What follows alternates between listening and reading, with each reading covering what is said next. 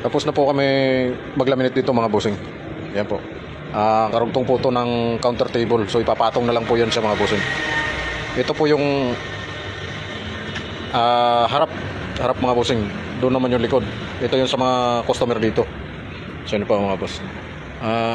Tingnan nyo po mga bossing yung paglagay po namin ng pintura sa dugtungan po ng plywood. Laminate pala mga boss. Ayan po mga bossing. Oh. Hindi naman po masyadong halata mga boss.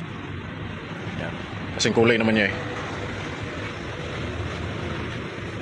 Ito po yung pinakaharap sa counter mga bossing. Dito naman po yung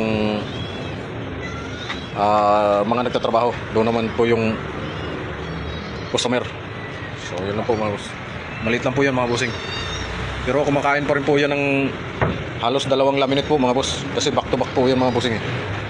Tsaka wala po akong video dito mga bossing. Ganyan, ito lang po yung video ko na kinuha. Marami pa po kasi akong video eh.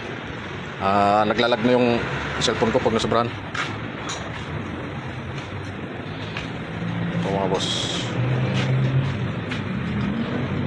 Yun o. Yan mga bossing.